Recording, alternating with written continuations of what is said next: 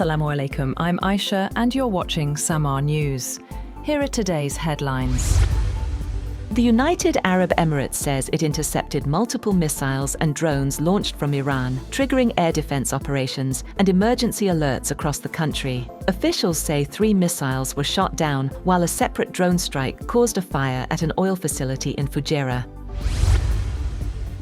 The Iranian Revolutionary Guards Corps has said there was no prior plan to attack oil facilities in Fujairah, claiming the incident was triggered by American military adventurism. The IRGC spokesperson has accused the United States of attempting to create a corridor through the Strait of Hormuz for the movement of unlawful vessels. He warned that any further escalation would prompt Iran to target key installations in response.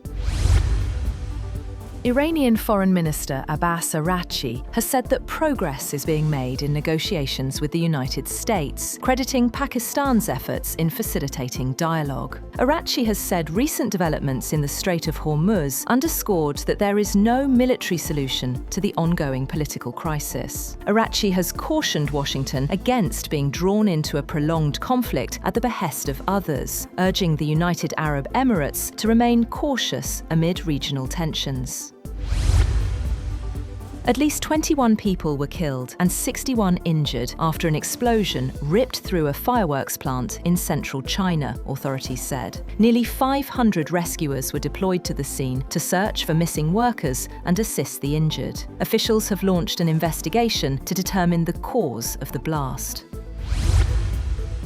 Oil prices jumped around 6% after Iran escalated attacks on the UAE and vessels near the Strait of Hormuz. Brent futures rose $6.79, or 6.3%, to $114.96 per barrel in the afternoon trade, while U.S. West Texas Intermediate crude rose $4.23, or 4.2%, to $106.17. The U.S. Navy says destroyers have entered the Gulf to help commercial shipping, while fears over disrupted energy supplies continue to rattle global markets.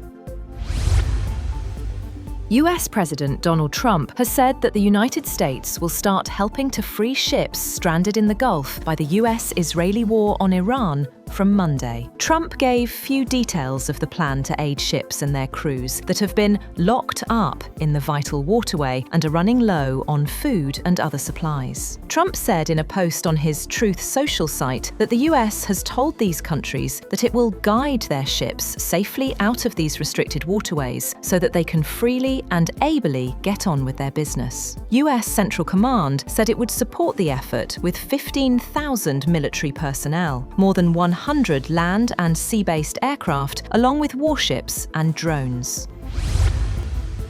Meanwhile, 2 US-flagged merchant ships have reportedly passed through the Strait of Hormuz under the watch of American naval forces. According to US Central Command, guided missile destroyers are supporting efforts to restore safe commercial shipping through the vital waterway.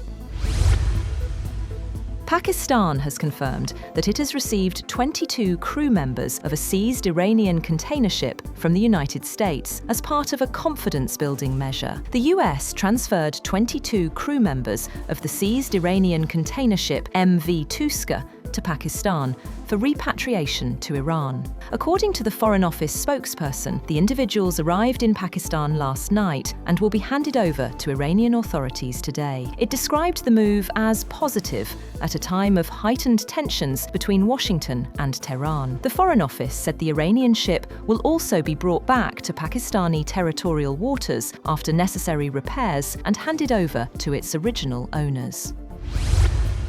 The Saudi Arabia's Ministry of Foreign Affairs has expressed deep concern over rising regional tensions, urging all parties to de-escalate, avoid confrontation, and exercise restraint. In a statement, the ministry has said it fully supports Pakistan's mediation and diplomatic efforts to reach a political solution, warning that the current situation threatens regional stability and broader global security.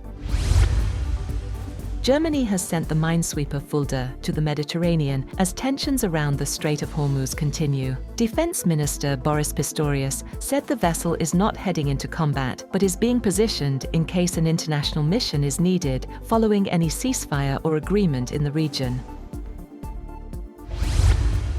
Russian President Vladimir Putin has announced a 2-day ceasefire in the war with Ukraine to mark the World War II victory anniversary. Moscow warned it would launch major strikes on Kyiv if Ukraine violates the truce, while President Volodymyr Zelensky dismissed the proposal as not serious.